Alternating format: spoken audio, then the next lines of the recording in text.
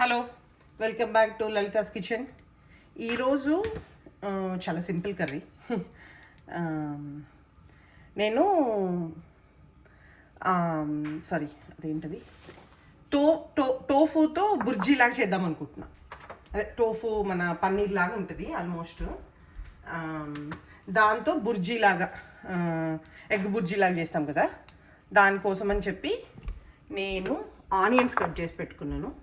ఇక్కడ టోఫూని చిన్నగా ముక్కలు చేసేసా. ఓకే, చాలా చిన్నగా. యాక్చువల్లీ ఇలా అంటే అది మెత్తగా అయిపోతుంది, కూర చేసేటప్పుడు మెత్తగా కచ్చపిచ్చ చేసేయచ్చు. సో ఇంతే. ఒక టమాటో కట్ చేసుకుంటాను, ఇంతే అండి. ఐ జస్ట్ వాన్ అంటే ఇది సింపులే. పిల్లలకి వాళ్ళకి చాలా బాగుంటుంది, వాళ్ళు తినడానికి అట్లాగా, అందుకని ఇది చేస్తున్నాను. ఎక్కువ టూ మెనీ ఆనియన్స్ వేసేయవద్దు, ఎందుకంటే ఇంకో ఓన్లీ ఆనియన్సే అనిపిస్తాయి అనమాట, మనకి కర్రీ ఏం కనబడదు.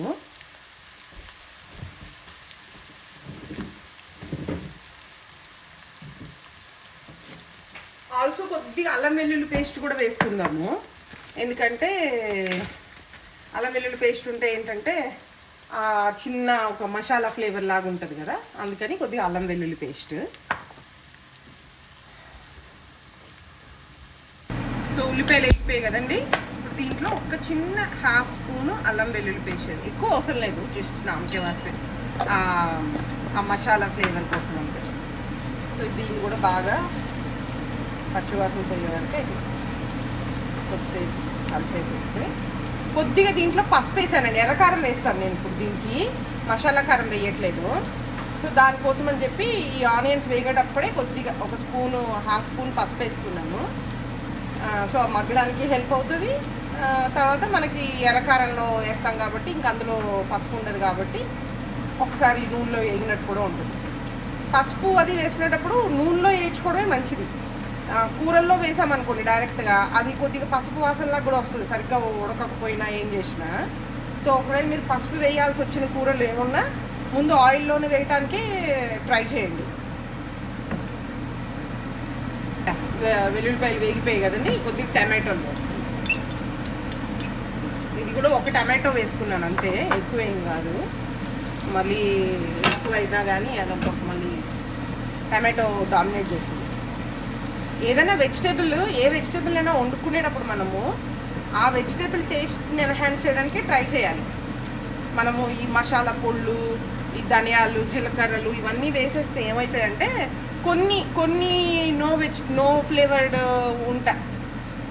బేసికల్గా ఆ వెజిటేబుల్ ఆ ఫ్లేవర్తో తినడానికి ఇంపార్టెంట్ ఇవ్వడం మంచిది ఎప్పుడన్నా కానీ. సో ఇప్పుడు టమాటోలు కొద్దిగా బాగానే కుక్ అయ్యాయి కదండి. ఇప్పుడు మనం పొరుట్లోకి ఎలాగే ఎగ్ పొరుట్లోకి ఎలా అయితే సాల్ట్ కారం వేసుకుంటామో అలాగే ఇప్పుడే వేసేసుకోవాలి. వేసుకుంటే అప్పుడు మనం దాన్ని కలపడం ఈజీగా బాగుంటుంది అన్నమాట.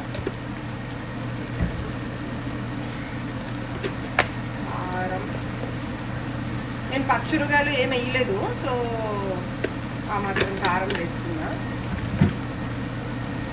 సో ఇప్పుడు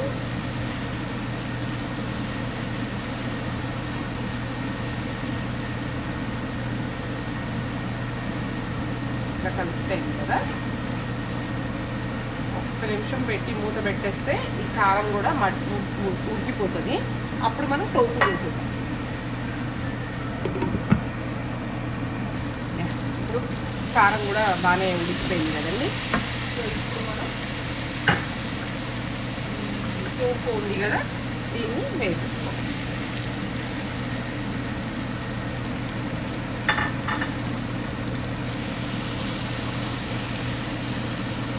ఇలా చిరిపేయాలనుకుంటే చిరిపేస్తే కూడా మెత్తగానే ఉంటుంది. మన పన్నీర్ అంటే ఫ్రెష్ పన్నీర్ ఎలా ఉంటుందో అలాగ వచ్చేస్తుంది అనమాట.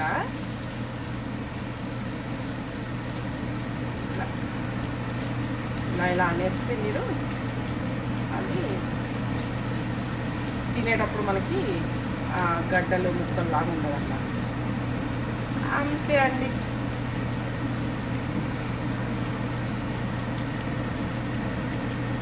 Easy PG tofu curry. కొద్దిసేపు ఉంచాలి, ఎందుకంటే ఈ కూర టమాటో అంతా స్క్వీజ్ చేసుకోవాలి కదా. సో కీప్ ఇట్ అంటే ఎమ్మటే ఆఫ్ చేయడం కాదు. బట్ ఎప్పుడు ఆఫ్ చేయాలనే దాన్ని బట్టి మనం చూసుకోండి. కూర ఇలా దగ్గరికి వచ్చేసింది కదా, ఇంకా దీంట్లో మనం కొద్దిగా కొత్తిమీర వేసుకొని దింపేసుకోవాలి. అంతే, ఎంతో యమ్మీ. ఇందులో మీరు కొద్దిగా మసాలా కూడా వేసుకోవచ్చు, ఇంకా అప్ టు యూ, మీరే నిమ్మకాయ పిండుకోవచ్చు, ఎట్లయినా మీరు ఇంక దీన్ని ఎలా అంటే అలా మీకు తగ్గట్టు.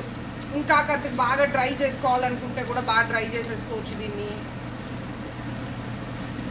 ఎలా అయినా చేసుకోవచ్చు. లేకపోతే దీంట్లోనే మన పన్నీర్ బటర్ మసాలా లాగా పేస్ట్ లాగా ఏమైనా చేసుకున్నా కూడా చేసుకోవచ్చు. ఇంతే, tofu burji or tofu curry or whatever you name it up.